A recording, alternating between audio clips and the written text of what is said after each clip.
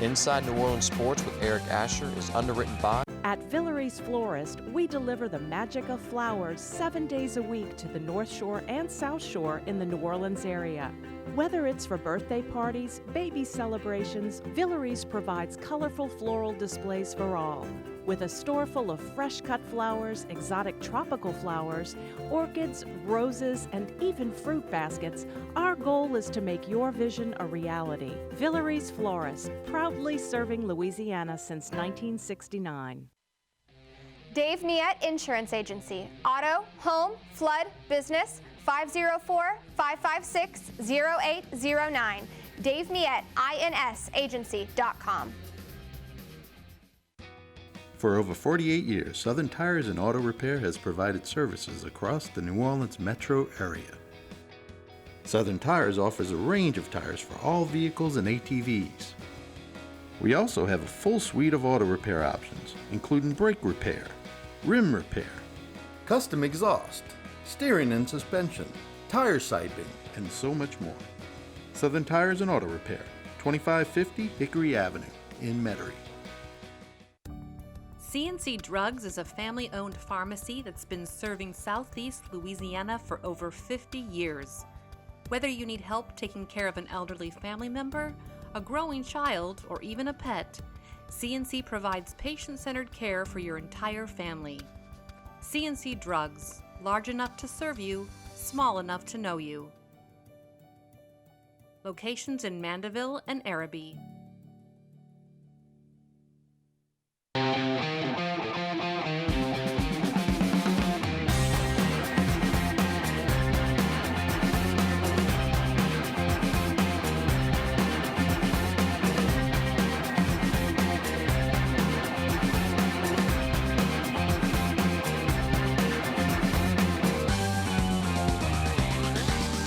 Good afternoon and welcome to another edition of Inside New Orleans. I'm your host, Eric Asher. Over the next hour, we will cover all the home teams, Saints, LSU, Tulane, Pelicans, all on tap for us. We have one of the best that we have in the city. You're asking for him all the time. We're lucky to have him. Mike Detillier of WWL Radio is our guest today. Mike, how are you, bud? I'm doing good. Trying to beat the weather. Yeah, no doubt about that. Boy, so much to talk about with the Saints, especially now with, again, the Sean Payton thing that kicked in. Before we do that, remind everybody, with 4 to 6 every Monday through Friday over at Monday WWL? through Thursday, 4 to 6, and we do second guest on Monday from Silver Slipper in Mississippi. So. You can hear me on a bunch of other things. Yes. It just is that type of deal. Like Bobby always says, Mike, you Howard Hughes of the Bayou. And sometimes I feel like that. Maybe I'm going nuts like what happened to Hughes at the end, too. So as long as you don't become a shut-in. No, that hasn't happened. Right. But, it's all good. And, 4 to 6 every day on WWL. And so... and certainly we're not devoid of topics. Are you kidding me? Not at all, not at all. From obviously the Saints to Tulane and LSU having a great season. Of course, the Pels looking really good, even though last night was a rough one. Let's start with the Saints. I want to start with Sean Payton because that's been the big topic this week after Jeff Duncan's column in the Picayune on Sunday. I had him on the show on Monday. I'm sure you guys probably had him as well. We had him Monday also. Right. Yeah. So, I mean, he said he has multiple sources that he spoke to that talked to him about the fact that Payton, that if Payton was to come back and Dennis Allen was not to be the coach of New Orleans at the end of the season, that the Saints would be his number one choice. Your thoughts? I've always felt, and he has sort of hinted this in a strong manner, he would like to coach out west. Mm-hmm. Okay? Right. And he has not pulled the punch about quarterback is part of that equation. Yes. And so naturally you would think the LA Chargers would be the number one team. You would think. In that. And who knows, if they don't make the playoffs, I can't see their coach. Especially with Payton in the background, right? I mean, that shadow. But he's also talked about ownership being a major part of it. Okay, the Spanos family, we're not talking about these guys knowing what to do every step of the way. But location is prime for Sean. He's always talked about that. So I've always felt the Chargers. A little over a month ago, I had someone who is pretty close to the McVays tell me this is his last year. and it surprised me a little bit. Right. Even though we had heard the rumors that some of the networks had reached out to him. Now, he recently got married, so is that a possibility too? And I do know who the owner is. You know, he's the third richest owner, you know, in the National Football League, part of the Walton family and that sort of deal. So, man, you're talking about some major league money there. Right. And then, you know, his daughter lives in Santa Barbara, you know, out in California and that sort of thing. And he likes the LA lifestyle. I've always felt that was his first choice. Right. I think what Jeff is trying to say is what happens if those jobs don't come open? And so then I brought up, I talked to Jeff about this, Arizona. Right. And he was like, Mike, it's a great question because I gather where you're coming from, because Sean had asked one time about, man, how it was to train at Nicholls State the first time. Man, and I told him, I said, Coach, man, them mosquitoes out there, dude, they was big as rabbits. I mean, it rained every day. Now, where they trained at Nicholls back in the 70s looks a lot different today, how it was. But I said, man, thanks to Manning Passing Academy. Oh, my God. But the mosquitoes, they were pretty bad, and it rained every day. And so we went through it, and he was telling me when he was at Eastern Illinois, he was a ball boy, and the Cardinals were in St. Louis, so they would train at Eastern Illinois. So he got to know the Bidwell family. All right. So there is a connection there with that. I do also remember when he was trying to trade for Patrick Peterson, he took the plane, went and talked to Bidwell in Arizona about we would like to get Peterson. And they decided not to trade Patrick at that time. So he does have a connection there. And you know, and Jeff's feeling is it's kind of 50-50, Mike. I kind of figure like you do. There is the connection to the owner, but would he want to work under Mr. Bidwell? Right. You know, because, again, that hasn't been the greatest run franchise in the world either. So I think what Jeff brought up is more of a possibility than a probability. The other thing we spoke about was, what if Sean doesn't find any of those jobs appealing and says, you know what, I'm going to do one more year on TV. Right. And so it's an interesting article. It brought up something that probably none of us really thought about, that he could return. Because my deal is, once you're gone, you're gone. But we've all been in jobs where we say, yeah, I'm not going back. And guess what? You go back. You know, because of circumstance. It would be sort of a delicate situation. You leaving, Alan Brink comes in for 1 year and then you right back. Well, the problems that you had when you left are still there today, if not worse. Except he seems to be a better motivator than Alan. Yeah, from that standpoint, but your personnel you still don't issues, have a quarterback. You don't have a quarterback. You don't have a You've got first-round pick a couple of aging players on the defensive side of football. You don't have a first-round pick.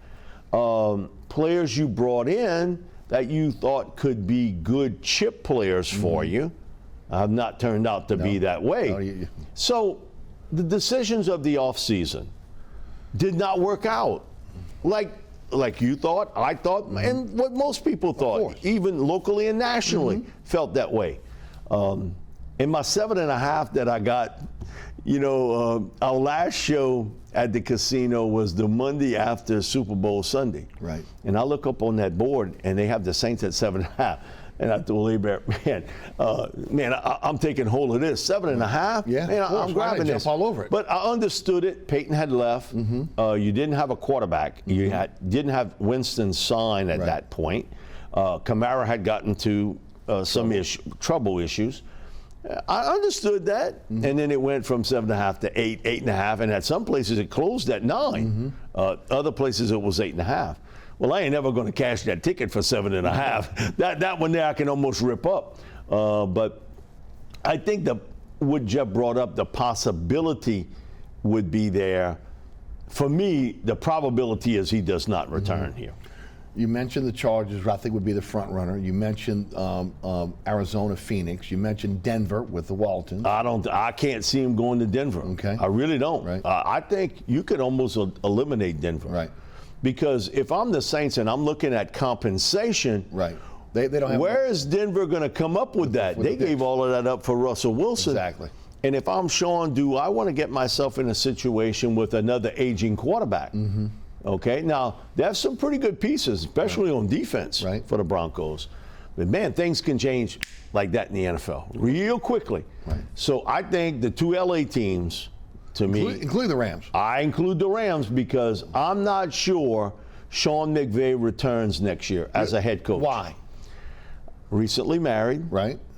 Sean McVay. Right. And I was told by somebody pretty close to the family, they feel as though he is being nudged into an early leave from the sidelines and almost a swap. Right. Okay, you go do TV, you know, and if Peyton wants to come back and coach. That's interesting. And so when you're talking about the ownership of the Rams, Stan Kroenke got some cash, and who he married really got money. Right. Okay, and so I'm just telling you, Eric, I heard that over a month ago.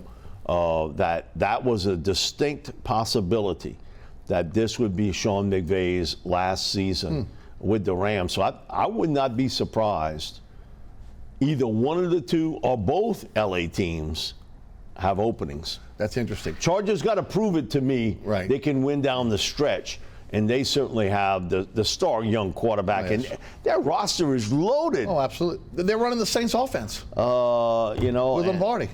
And so it's an easy transition. What about the Chicago Bears? No, I don't see that either. I think the general manager came in there, he got his guy, and they're under a major rebuild. Now they got a quarterback. They have a young quarterback. That's interesting, really interesting. He's from that area. And he's from that area, but I don't see him going to Chicago. I think those two, if you watch what happens in LA, I agree. With Rams, Chargers are going to be the key pieces of the cog for Sean Payton. Yeah. Did not know anything about the Rams, but I've always said since day one, I thought that his destination was the LA Chargers. I think if you would put money on it, that's where I would have put it. What would it take if Mrs. Benson, Loomis, and Lauscher had to get in a room with him to get him here if ultimately they decided we're going to take one more run at him? Is it ownership? Is it a piece of the team? Well, here's the part about ownership. Bob asked me that last night, and I was like, part of the ownership part is you just can't give it away. It has to go through league approval. Right. Man, your mother 31, man, what? You're not giving no piece of no team to no coach. Okay. That ain't happening. Now, initially, when Tom Benson came in and he hired Jim Finks, he gave Jim 4% of the team. He did. But he asked him, hey, sell it back to me. Sure. And Finks told me I didn't kick. I sold it right back to him. And if I was Finks, I would have kicked. And if I was the family, I'm kicking today. Consider what the franchise is today. Right. But I don't see giving ownership to a coach in today's world of the NFL. Okay. Because of the way it's structured. I don't see that. But it probably would take you 18, 20 million bucks a year. And somebody's willing to pay that. Listen, Stephen Ross with the Dolphins was willing to do that last year. Are they a dark horse? Huh? Are they a dark horse in this, considering, again, the tampering location that would be pretty nice in South Florida, and you have a built-in team. You know, Mr. Ross isn't getting any younger. And, man, he's been controversial last 2 years, every step of the way. I'm still surprised that the Saints didn't get any compensation for the tampering. You know, my thing about that is he got a little bit of a slap on the wrist. That's it. Not only for the tampering, for the allegations with Flores as coach. Yes. How can you get away with that? Sure. You know, they kind of sweep that under the rug. They talk about gambling. Right. Here's an owner going out of his way to tell you to tank. Right. Eric. Absolutely. Well, they all guard one another. Between them and Schneider, you know. And they all guarding one another, and they all scared of Dan Snyder. Yes, they are. Because I think he flipped the card. Right. When you mean to tell me all those years, nobody had that picture of Jerry Jones as a team? Right. And this comes up right as all the other owners are trying to force him to sell. Right. That's his deal of, hey, you mess with me, right. Look who I went after, and you next, buddy. Right. It's almost like Goldberg, you next. Right. We heard again that he had private investigators looking into all the owners. So again, that's a distinct possibility. You just mentioned one. What about Dallas? No, I don't see that. I've never felt. It sounded good, and he was pal. But come on, we've all been pals with people. We don't want to work for them. Work for your friends. And the other part is, I think Sean wants that hammer. He wants to be the final say. Right. You ain't never going to get that with Jerry Jones. Never. How about if it's Stephen Jones, though? Stephen's a different personality. Right. I don't really know Stephen. I know Stephen through Coach Orgeron. Okay. Coach O was at Arkansas when Steve was a player. Now he didn't know who Steve was related to, and Steve was coming in. He's told this story before. He's coming in late every night. So he said, "Man, I got him working at 5 o'clock in the morning. Everything else." He said, "Kid, what's wrong with you? Why are you coming in late like this? And you're getting me up, and I got to punish you with this." He said, "My dad was a player here, and I like playing. I like football, but I know I'm gonna be a businessman one day." He said, "Well, who are you?" He said, "Stephen Jones." He said, "Well, okay, well, who's your dad?" He said, "Jerry Jones." And, Ed was, well, who the hell is Jerry Jones? He said, "Well, Mike, I found out real quick who Jerry Jones was." And he was, "Okay, Stephen, you can stay out and do what you want to do." Oh, you man, I'm not punishing the biggest donor at the University of Arkansas, yes. But he blamed the head coach for not filling him in. But it's a really good Coach O story. But he had always told me, Mike, he is a very level thinker. He thinks things through, and he's willing to work with people a lot better than his dad. Yes. And so he said, I think working for Stephen would be different than working for Jerry at that point now. But I still don't see him going to Dallas. Yeah. I don't see that, and I never did. I never did it. It's hard for him. Him and Jerry Jones would be like oil and water.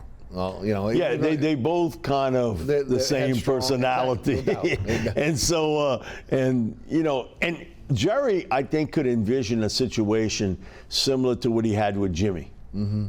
That, you getting all that credit? Right. No, I want that credit. Because that's what it was with him and Jimmy. It was all about ego. Absolutely. Nothing else, because had Jimmy stayed there, Jimmy could have run a dynasty like we haven't seen. Well, Belichick had his run, but I think it would have been a very similar type run with Jimmy in Dallas than what you saw with Belichick in New England. Yes. Let's talk about Dennis Allen and what is his future with the Saints. Let's look at it two ways. Let's say he sweeps the last 4 games. And it looks like it's a little bit of a turnaround, and that could be fool's gold. Or, again, things kind of stay the way they are, and maybe, again, they don't win the last 4 games. I think it'll stay the way it is. Right. So do I. I think you might come out of this 1-3 the next 4 games. Yep. Philly is who they are right now. Sure. Now, Cleveland's the wild card because they haven't really played well. No. And again, you can't not play for a year and 3 quarters and come back in with Watson and be a sharp quarterback. Come on, it does matter. It's not a light switch. Absolutely. Carolina's playing pretty good football now. Man, I give Steve Wilkes a lot of credit. Right. They traded away their best player in McCaffrey. They had talent on defense. They couldn't stop the run. But now they're doing a better job there. They're getting turned. And Sam Darnold, the last couple of weeks, man, I hate to say it, but he has really played pretty well. And who knows what you get out of Atlanta. Right. I give the Falcons a lot of credit. They have played hard for Arthur Smith. Now, they sometimes have not played smart, but they played hard for him. And now we'll get a chance to see what the Rook can do. I really like Desmond Ridder. I felt he was the second best quarterback in the draft class of last year after Pickett. I watched most of his games at Cincinnati. He came to Manning. What you see is a very poised young man. He's a leader. He's the 5-star general. I got this. Right. Don't worry about it. Now, he's not this physically imposing guy. Doesn't have a super strong arm. But he's got one trait that I think was evident not only at Manning, but throughout his career at Cincinnati. He was much better throwing the middle range pass and the deeper ones than the short ones. Yeah. He was high, Eric, on most of the short throws. Yeah. That tells me right off the bat, footwork. Yes. Okay, you don't have your footwork down at that stage. Now, Arthur Smith has done a really good job with quarterbacks. He got the most he could out of Tannehill when he was at Tennessee, because I'm part of the Titans radio coverage. And so I saw what he did there, and he figured it out. Hey, that ball's not that heavy. Give that ball to Derrick Henry. You know, before Arthur, you know, Derrick Henry was a bit piece. He wasn't a huge piece. Now, hey, let Derrick take over. Right. Listen, you're not splitting the atom here with that particular deal. He was limited. He knew what he had. He had a bridge player in Mariota who was a good athlete, but he's a one-read, take off with it downfield. Sure. And that habit he's never broke from college. Never. When he was at Oregon, he was like that. One read, take off. When he was at the Titans, one read, take off with it, run downfield. No, you're going to get your clock clean doing that in this league. So it'll be interesting to see the young kid, and is he their future? And they're going to have over $50 million to spend in free agency in the offseason. Just the opposite of the Saints. Just the flip opposite of the Saints. No and see how well they can talent evaluate. But I see the Saints probably going 1-3 down the stretch. Well, does he survive? If you go 1-3, I don't see how. I really don't. I know there's a lot of people out there right now within the last 24 hours are saying that they want him to stay, they want him to be successful, and that they may end up giving him another year because of their relationship with him. Okay. How do you sell that to the fan base? Here's my deal. Every time you walk into a convenience store or someplace and you buy a Powerball and a lottery ticket, hey, I'm going to win this week. Of course. Okay, I can want that. Okay, but there is some distinct things here that shows up similar to what happened in Oakland. That a lot of mistakes. Right. Attention to detail. The attention to detail is not real good. No. And your star players not playing like stars, and your above average players playing like average players. Right.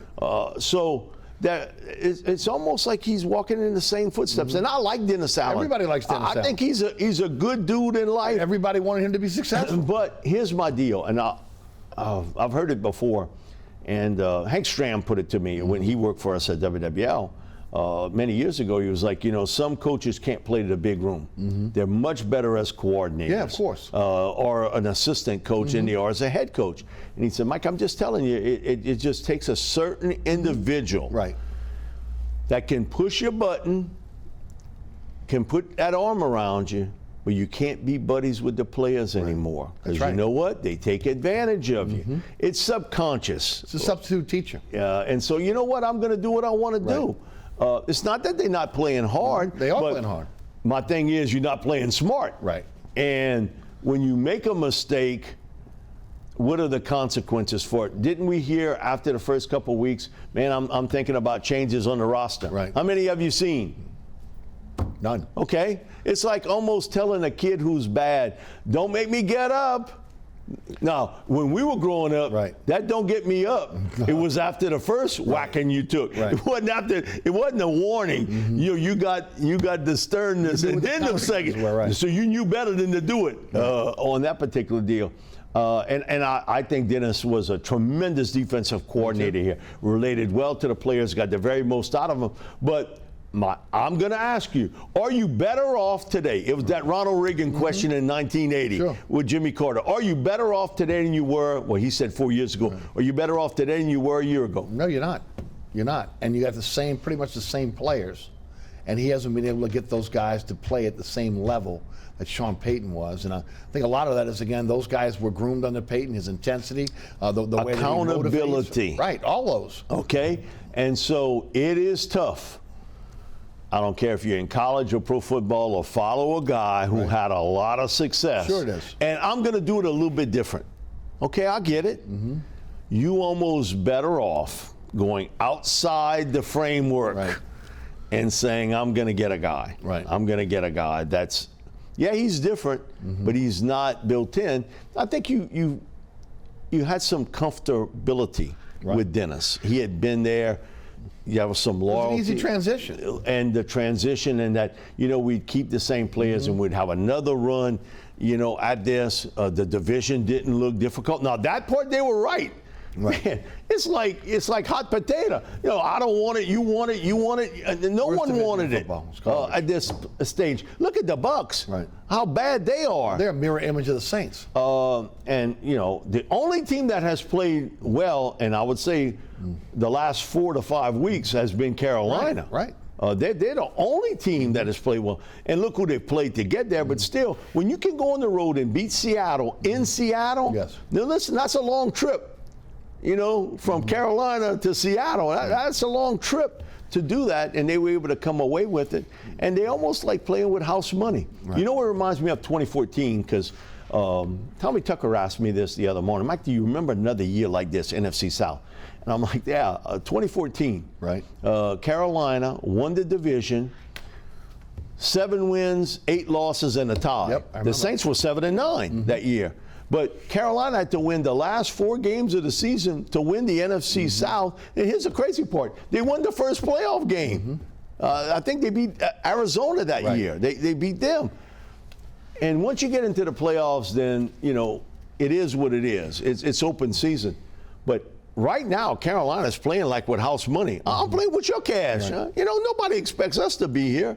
No, they thought the Saints or the Bucks, or maybe, you know, Atlanta would be a little bit better. But, you know, again, Atlanta doesn't have the horsepower Right. to do it. You can see it. They don't have the horsepower to get there. You look at the Panthers, man, that defense they got is Real. pretty doggone good. Yes, it is. So, Eric, I don't know. I think the last 4 games certainly is critical for Dennis. Do they have what it takes to let him go? But I don't see the survival part. Okay, all right. Because again, it was easy to let Van Gundy go. You didn't have your relationships with Van Gundy. You No. watched this guy grow up in your organization. And he irritated everybody. Right. Okay? Oh, yeah. Okay, because everybody wants to say, well, they did it with Van Gundy. My thing is, were you around Van Gundy? He was an irritant to everybody. Right. Not only to the social media to the posts, general everything. manager, to the players. Come on, Nicky Collins and I, we were sitting there for a couple games right by the bench. And then he's on and on and on. Man, the players were looking up, looking around. You know, he had lost the team at this stage. Dennis is different. It's a different relationship with him and the players Right. than Van Gundy, because Dennis is not an irritant Right. personality. Van Gundy was. Yes. And so I think it would be a tough choice, but at the end you got to look at this and say, okay, are we better off today than we were a year ago? And is this going to get better? Is this going to get better? And you know one thing, as much as the Pelicans are winning now, Right. and you and I got enough age, we saw it. If it was, now I don't remember the Buccaneers too much. I remember my dad talking about it, but this to me, when you look at this Pelicans team, they have more talent and more depth than any other professional basketball team that's ever been in the city of New Orleans. Hands down. You know, because I've had, what about 2008? What? They didn't have that type talent. You know, they didn't have that type talent and that type depth and that type youth. Right. Okay, people can see it. You can't fool them. Your lying eyes ain't telling you something different. You cannot fool them. And I do believe it would be a tough bring back for Dennis. I agree. How do you protect Kai Harley? How do you protect Jeff Ireland, especially if Peyton gets a job? He's going to come poaching. You know he is immediately. Well, if you fire Dennis Allen, you're firing the staff. He's going to poach those guys anyway. But how do you keep those guys? Kai Harley's going into a program with the NFL now to try to help him take the next step to a general manager's job. And not necessarily maybe to follow Peyton. I mean, he could get other jobs Oh, too. no, absolutely. And Mike Parrington's another young man. Another guy, right. That The young guy in this business. You have to protect those guys. And how do you do that if you're Mickey Loomis? I think Parrington. Without giving up your position. Right. I think with Parrington it may be a little bit easier. Right, because he's from here. He's from here. Right. Went to Edie White, Right. Thibodeau, Tulane. So you get it. Kai's a little bit different.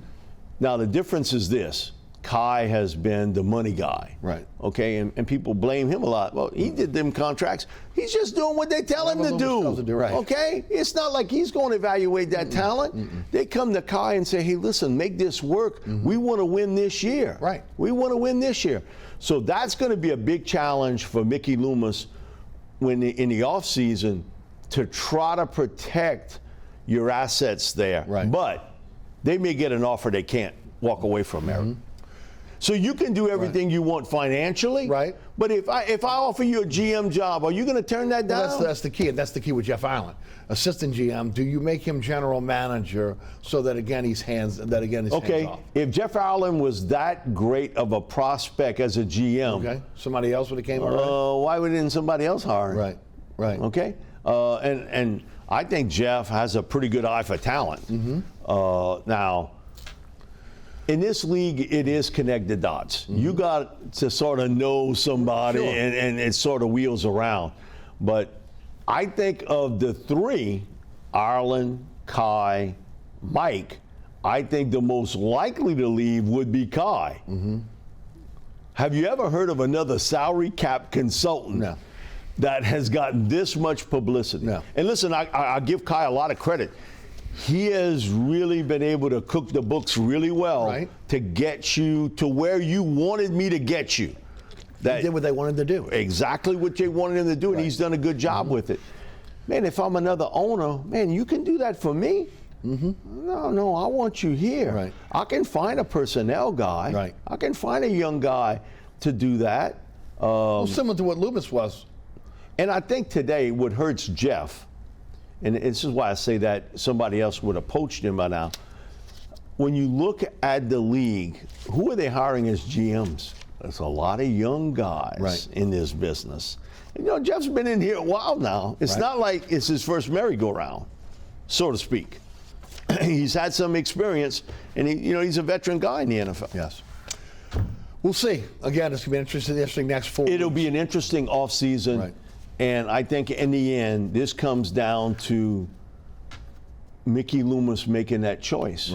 Because he's got to present this to Dennis Lauscher and Gail Benson. This is going to be in Mickey's hands. You're the architect here. And he's always... The buck stops with him. It stops with him. And I think his relationship with Sean... Listen... I wasn't in that room, but I do know one thing about Sean. He let you know what he wanted. Of course. So Mickey had to play sort of good cop, bad cop with Sean at times about certain things. I do think it is going to lay in his lap either way. Yes. One way or another. I agree with that. And he's been a guy that, he's been a big part of it, and you got to give him full credit. With Sean and Drew, that had this unprecedented run from 06 all the way up until last year. You had that type run. That's not a lot of NFL teams that have that sort of run. Now, you didn't have Drew last year, but with the same coach, GM, quarterback. Yeah, but much like Peyton gets a lot of the blame for where the Saints are in terms of the cap and everything else, he is also has dirty hands there as well. No, because part of it is him. Right, exactly. Whether he did what Peyton wanted him to do or not, he is involved. That wasn't a coaching deal. He became sort of, if you put the GM's player personnel director on his hat. I think that may have been where you see the dirty hands here with Sean, because he can't come out of this clean. No, of course not. But I think a year off sort of takes a little bit of maybe some of the mess ups. Yeah, it does. Out. And also being on Fox Sports every week and all the podcasts. And he's good. He's good in front of the camera, and he speaks well. And he's got stories. Yes. And you know what? He's likable. Yes. I mean, all that. And it's almost like the wrestling. There's redemption, okay? You had your run, you won a championship. It sort of... Well, but he got out when he was good, too. And he was really good. You think about how it ended that in Minneapolis. How it ended against the Vikings with, Kyle Rudolph touchdown. Seattle. The Nola no call. How it ended in Seattle. San Francisco. San Francisco was the worst. Because, man, to this day... And Bobby's always about telling me, man, I'll never get over that no call. I said, listen, I'll never get over that game in San Francisco. Because to me, you were absolutely loaded that year, and you knew you were going to play the next week. You had beaten them in November and beaten them bad, the Giants. The Giants didn't match up well Not at all. Against you, and you would have won that game and been in the Super Bowl. That, to me, of all the games of the Peyton era, that one. Well, the tail of the tape is at the end of the day for Sean Payton. Great coach, turned this franchise around. No, he's an NFL Hall of Fame coach, but there's one championship. There should have been more. He left a lot on the table. Yeah, no doubt. And I remember Pat Pepler telling me this about Lombardi, because he was Lombardi's right-hand man. And then he became Bum's right-hand man. I remember. With Pat. And he was like, Vince knew when to leave. He saw an old team, and he said, I don't want to get rid of those guys that have won for me. And I didn't want to step on Bart Starr's toes. He didn't want to bring in another quarterback, to kind of challenge Bart. And the team got old, and he said, Vince was smart. Skins. 1 year, I'm going to be the GM, and he said it was the most miserable year of his life. And he said, Mike, I can't tell you how many times he told me during the year, I'm coming back. I'm coming back. Now, he couldn't beat the cancer part that caught him. But he goes to Washington, and then all of a sudden, where does he pick? Why did he pick Washington? Sonny Jurgensen. Yeah, of course, had a quarterback. He had a quarterback. Now, there was some other pieces of puzzle weren't there, but again, great coaches, when they return, they do look for certain things, and I'm telling you, you say, well, Sean feels as though he can go out and get the quarterback. It's not that easy. Not today, it's not. And he's got one in Los Angeles with the Chargers, so that's the way I think. And if it's the Rams, he's got an older one, but Matt Stafford, if he can get him healthy. No doubt. You're watching Inside New Orleans Sports. I'm your host, Eric Asher. Mike Detillier of WWL Radio is our guest. We'll be right back after hearing from our underwriters. Stay tuned. We're going to Tulane next, and then on the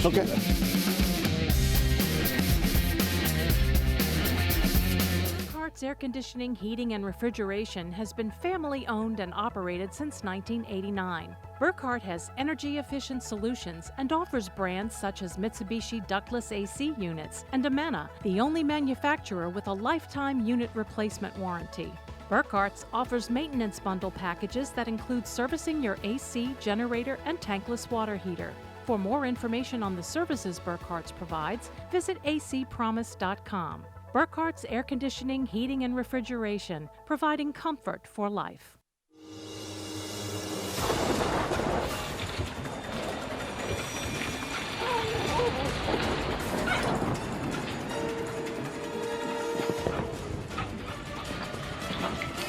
Experiencing rough weather with a bad roof can be a nightmare. It doesn't have to be. Suburban Roofing, because when it comes to roofing, there is a difference. Located at 3701 Iberville Street in Mid-City is Katie's Restaurant and Bar. Open 7 days a week, Katie's offers daily specials for lunch, dinner, and Sunday brunch. Serving New Orleans cuisine such as fried shrimp platters, grilled redfish, and a fully stocked bar. And don't forget about our expanded event seating and local entertainment. Featured on the Best of Food Network's diners, drive-ins, and dives, Katie's Restaurant and Bar.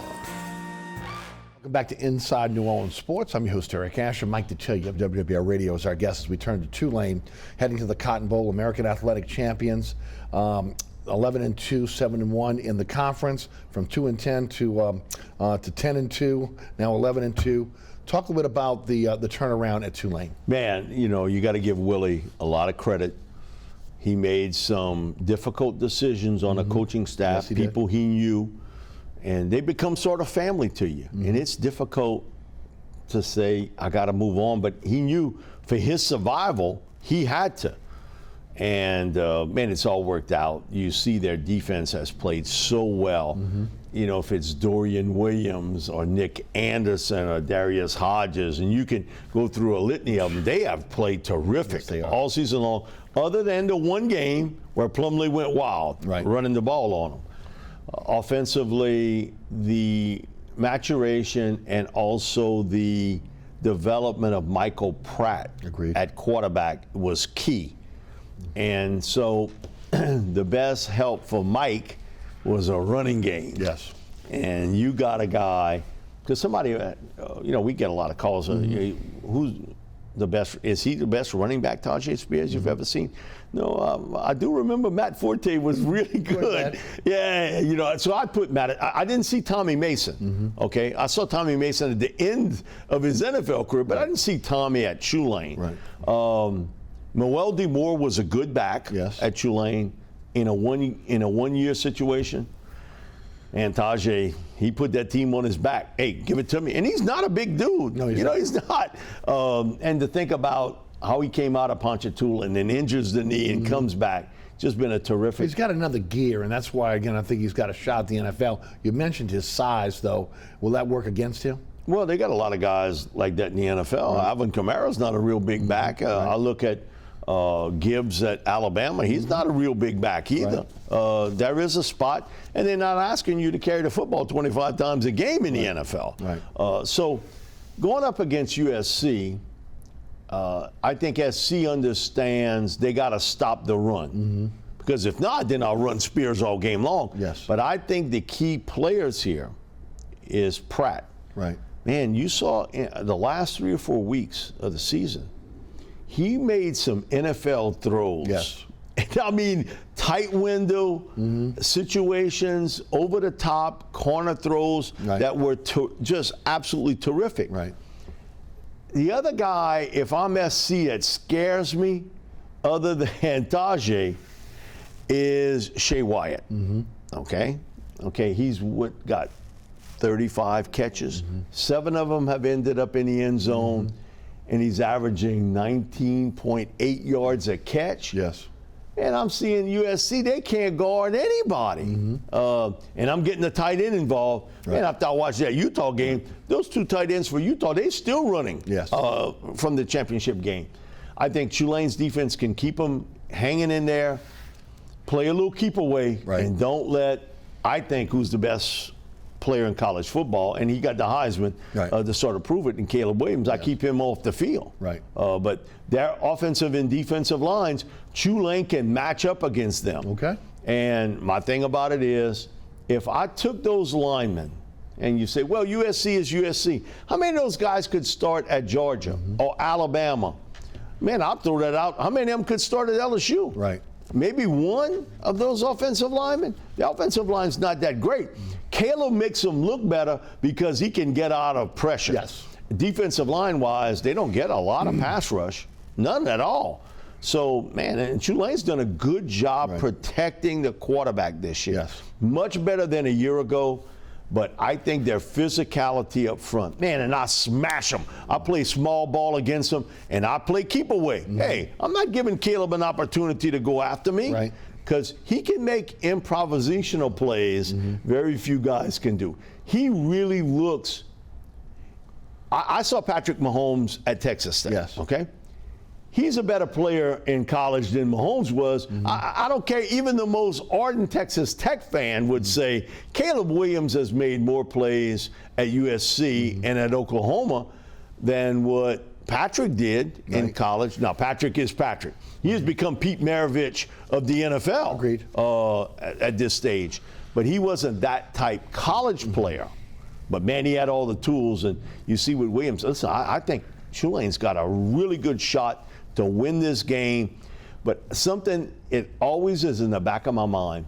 LSU is playing Oklahoma for the national championship. Me and Diliberto, we doing pregame. Barry Switzer comes walk up. And so, you know, Barry, the Oklahoma coach, Cowboys coach, comes walk up and he does pregame with us. And he said, the one thing I'll tell you guys, and he said, and he hit me twice, he said, one thing for you to always remember.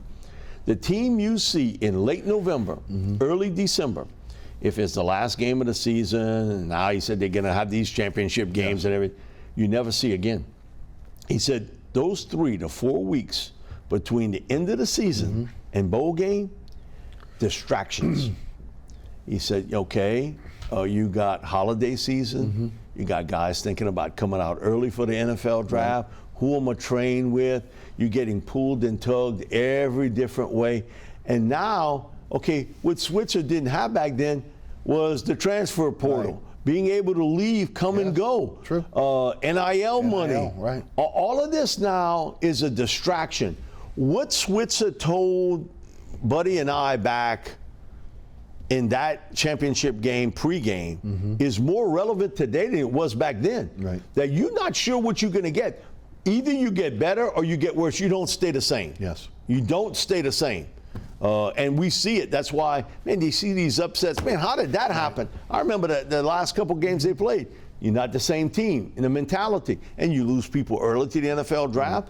LSU had Jeray Jenkins say, you know what, I'm coming out early. I'm not playing the bowl game. Sure. Now, Jay Ward has been the opposite. Right. He says, I'm coming out early, but I'll play in the bowl game. Ojulari has not made that decision yet, what he wants to do. Right.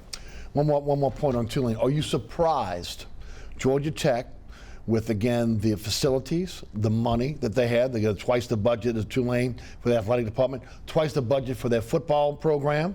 They were paying their coach twice as much as Tulane plays. They got the facilities that you need in a Power 5 school that Willie Fritz did not leave for that job. A little bit, you know, but you also, I think, thinking about it, at Willie's age, do you want to start this? And it's not like you are going to a powerhouse at Georgia Tech. It's not like going to Georgia Tech in the 1960s when they were a really, really good football team. So I think when you think about it, yeah, I got a little better facilities. I got a little bit more money coming in. I'm still going to have some academic situations with players. Right. Is Georgia Tech a hub for transfer people? No, but Atlanta's a nice city. Yeah. No, Georgia's a big state. Got a lot of players there. Got a lot of talent there. But you know what? If I'm at Tulane, I can go get those guys. Right. And I think I can get in the ring with Georgia Tech, recruiting-wise. Well, I think so too, especially now.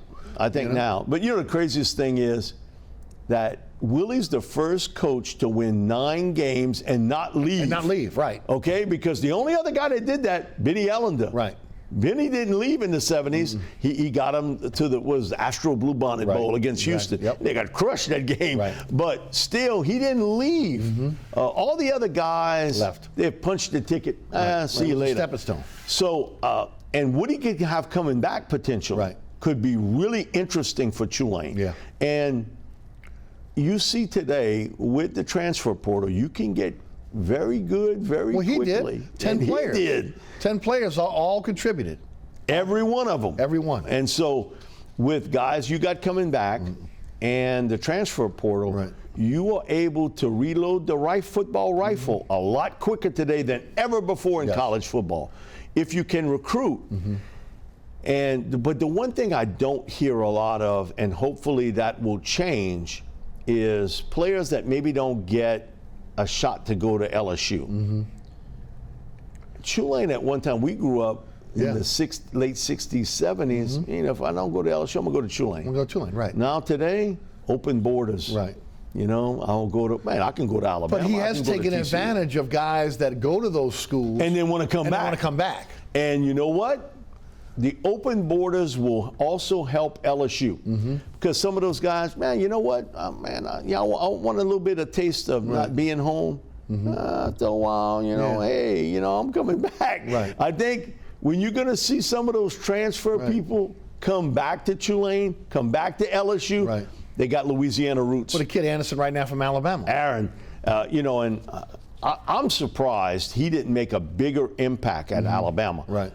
Now, I've been doing this for over 35 years.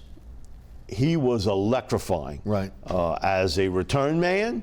And boy, LSU's got to put a high priority on the return game. They really have. Right. Because that was not really good. They had bits and pieces under Coach O, but it wasn't really consistently good. And this year, I mean, you know, it's been all over the board. On special teams. When you look at the difference what Tulane has had with their returning game, it's totally different as opposed to LSU. There's no doubt about it. Their special teams as opposed to LSU. Let's go to LSU now. 9-4, 6-2, SEC West champs. Citrus Bowl against Purdue. Jaden Daniels, I had Mike Scarborough on the program. He said this last week, even though it has not been announced. He believes Jaden Daniels coming back. Do you? I think he had. I think he will come back. How does that affect Nussmeier and Walker Howard? Man, here's my deal.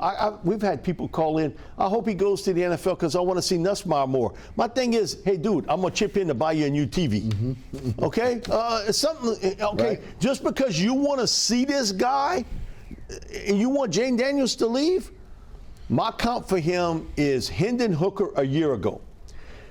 And I spent some time with Hooker. He comes to the Manning camp, and he tells me, he's like, hey, Coach, I almost came out. I was thinking about it, and I would have been a middle round pick. Mm-hmm. And he had that one big season at Tennessee last year. And then he decides to come back. You look at Hendon Hooker a lot different today, despite the fact that he tore up his knee. He's what is he, a second round pick? He's going to be the first or early second round pick. He ain't getting out of the top 35, 40 picks. No way. So look how much it helped him, but he grew as a player. Right.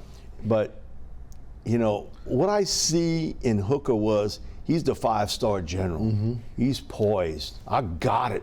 You know, I'm scuffed up, but I knew how to get up. Mm-hmm. I'm going to show you how good I am. I see a little bit of that in Jaden Daniels, that I know I'm good, but I'm going to show you just how good I am.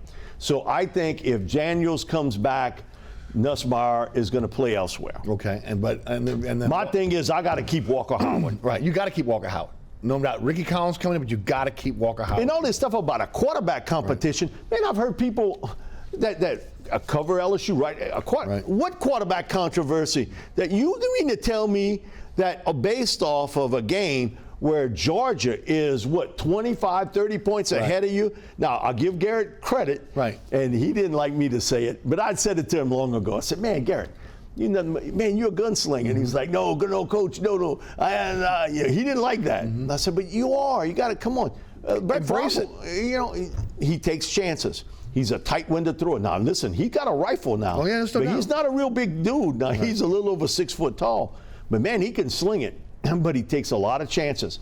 He would drive Brian Kelly crazy because he'll make 2 big-time plays, interception, or at the end of that Georgia game, you saw him. Man, he's looking for the guy to get open. Dude, you got to understand, these Georgia players are fast. Right. You better get rid of the football. Sure. So I think Garrett, in today's world, he's going to move on. I agree with you. And you do what you have to do, because I do know this. If Jaden leaves and Nussmeier becomes the starter, Walker Howard's gone. Right. He's not being a backup to Nussmeier. But this foolishness of a quarterback controversy or a quarterback derby, you got to be kidding me. Right. You can't be seeing what everybody else saw all season long. Jaden has matured and gotten much better as a passer, and I think he can help himself even more with another year back. He's got to learn to work the middle of the field, though. What he's got to do, and this is what I see, if his first target is there, he's good with the throw. But if it's not there, he wants to take off and run with it, okay? He got better, though, this year with He got a little bit better with it, but that's where, and Hooker told me a similar thing at Tennessee, that's what he had to fight. Right. Because, you in high school, or you trying to help a team like he was trying to help at Virginia Tech, his first instincts were, that guy's not open. Man, I'm taking off with it because I see an avenue. You got to be able to go through your progressions better, and I think that's where Daniels can get better as a player. Not so much working the middle of the field as much as finding that second option for you. Yes. And you got a huge target tight end in Mason Taylor that's coming back. With Booty returning, Malik Neighbors returning. Well, they got 5 stars coming in, too. God, and you got Shelton Sampson coming in from Baton Rouge. And possibly Anderson coming as well? And, and so you got some talent returning and the potential of all 5 starting offensive linemen. Man, I hit the gold mine, Your Honor. I mean, if I got 5 guys, or even the potential of 4 to 5 coming back, Eric, they're going to be a serious contender. I agree. In 2023. I agree. Now, hopefully, roster management's going to be key for Brian Kelly. He knows he's going to lose players, and he's going to lose them again in the spring after the spring game. Absolutely. But his ability to attract other people here, especially along the defensive line in that corner, those two spots are the spots to watch. Signing date, transfer season. I would agree. Pels, 18-9 now, tied with in first place and in the Southwest Division with Memphis. They lost last night to Utah, just went totally cold. 121 to 100. They're now 8-2 in their last 10, 6-1 in the third 10 of the season. You mentioned it earlier, the depth on this team. Man, again, I'm old enough to have seen it. Jazz, Hornets, now Pelicans. This is the most talented roster with the best depth I have ever seen a professional basketball franchise in the city of New Orleans. I agree. When have we had this type of buzz for an NBA team? Before Christmas. We had it even before December. Right. And that is shocking. And you're doing it without Brandon Ingram. Now, Herb came back. Brandon's out for at least another 7 days with a toe. And so, man, you got a lot of talent.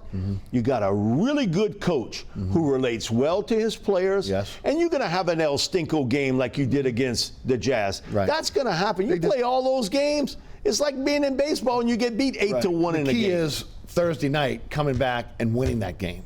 Yes. Okay, that's the key. Yeah, and so you've got a young team growing, understanding, and what made us go to those Jazz games in the 70s? Just to beat Maravich. Now you got Zion. Right.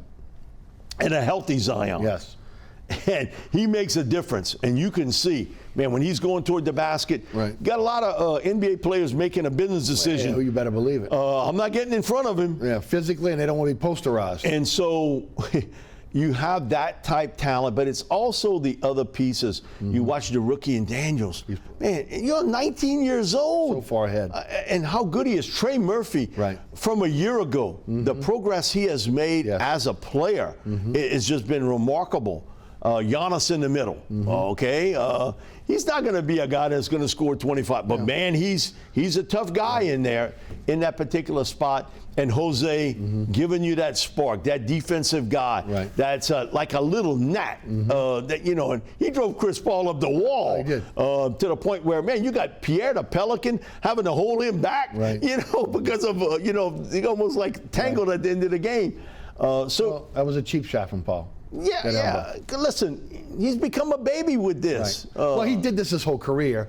But it's now magnified. It is because of his age and everything else. Because he's no longer the 25-year-old Chris Paul. But boy, you saw a couple times, you know, because great players don't always play great. Boy, at times they can. Sure they can. And boy, you saw him make a couple shots and a couple shots, and you said, oh, here we go again with Chris Paul. Right, no doubt about it. But they are such an impressive team, well coached, a lot of depth. And they can beat you a lot of different ways. It's going to be a great season. And man, Eric, while the Saints were disappointing, LSU, Tulane, and Pelicans have given us that one little word, hope. That's right, hope, no doubt. Thank you so much for your time, as always. Merry Christmas, Happy New Year to you and your family. Same to everybody out there. I want to thank Mike Detillier for joining us on the program. Remember, again, there's so many ways to catch our program now. There's a QR code up on your screen. It'll take you to the WLAE-TV YouTube page, or again to my website where you'll be able to find out, again, all the different times that our program is rebroadcast. Catch me on the radio, 106.1 FM. That is 4 to 6 weekdays. Listen live at ericasher.com. The Anchor app is our home base for our podcast. Also, again, iHeartRadio app, TuneIn Radio app, our digital platforms as well. Want to thank our underwriters who make this show possible, each and every one of them. We appreciate them so much. Also want to thank the WLE production staff, including Ron Yeager, Jim Dotson, Logan Raffia, Alex Chacon, and of course, our great director, William Hill. For Mike Detillier, I'm Eric Asher. Thanks so much for tuning in. We'll see you next week for another edition of Inside New Orleans Sports.